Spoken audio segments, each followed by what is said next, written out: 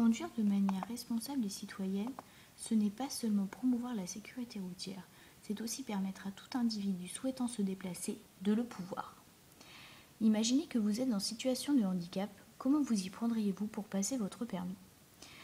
Nous sommes une équipe de 8 étudiants à nous être intéressés à la question de l'accès à la mobilité des personnes handicapées. Le projet Handicap Permis vise ainsi à faciliter l'accès à la conduite.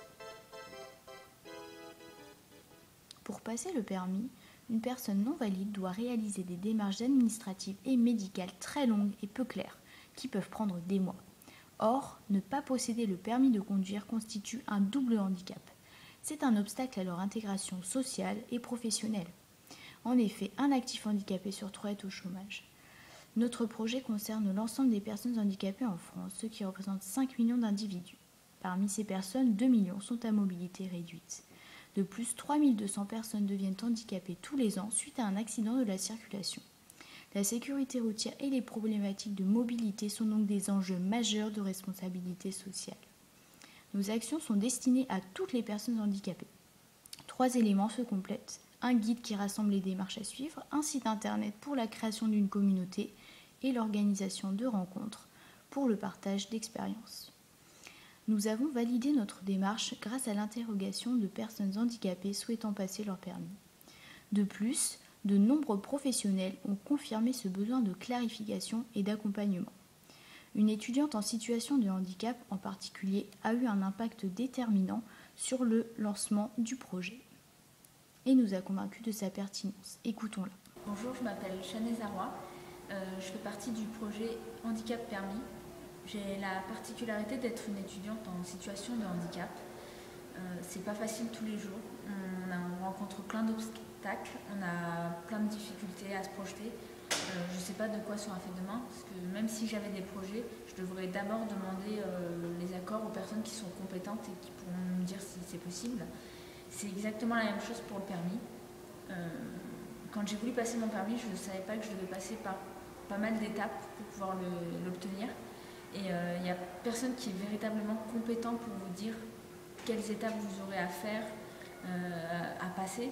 Et c'est un gros problème parce qu'on a déjà pas mal de difficultés justement à se projeter dans sa vie au quotidien et ça rajoute des difficultés. C'est la raison pour laquelle quand on m'a parlé de ce projet de guide, j'ai vraiment trouvé l'idée très intéressante. J'aurais aimé moi-même pouvoir utiliser un tel guide pour m'aider dans mes démarches. Le guide rassemble toutes les étapes du passage du permis, depuis la visite chez le médecin référent jusqu'à l'aménagement du véhicule. Grâce à notre équipe, les démarches vont gagner en clarté pour les bénéficiaires, ce qui renforcera leur autonomie et leur indépendance. Ce projet s'est construit en étroite collaboration avec de nombreux acteurs incontournables du champ du handicap. Nous avons bénéficié de leur regard d'experts, de conseils et profité de leur réseau, notamment pour la diffusion du projet.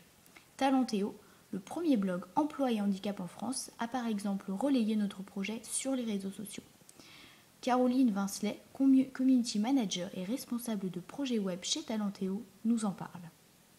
On a relayé avec plaisir le projet Handicap Permis, qui pour nous était une façon essentielle de toucher les personnes qui étaient un peu éloignées de l'emploi, justement pour des problèmes d'accessibilité de leur emploi, et donc le permis pour nous représentait vraiment cette thématique-là. Talentéo, c'est 100 000 pages vues au mois de février, là on en est à 140 000 pages vues.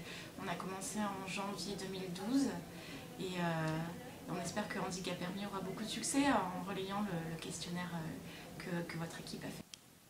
Écoutons maintenant Marc Spunk, responsable des projets vie étudiante de la Fédération étudiante pour une dynamique études et emploi avec un handicap.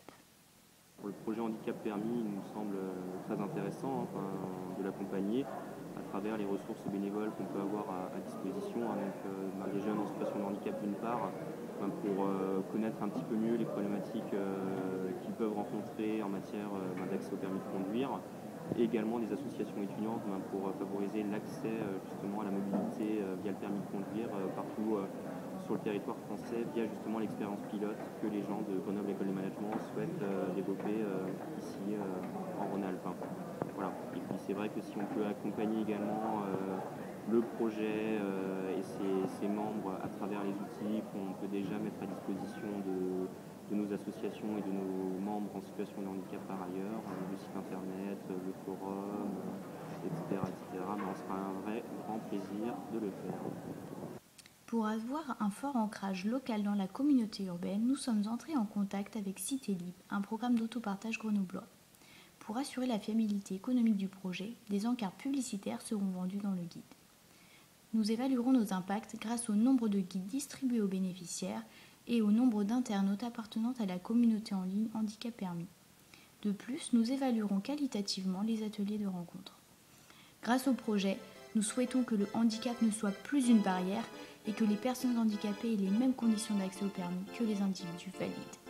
L'ambition est de répliquer le projet pilote de l'agglomération grenobloise à l'échelle nationale grâce à notre réseau. Êtes-vous prêts à nous rejoindre dans cette aventure ?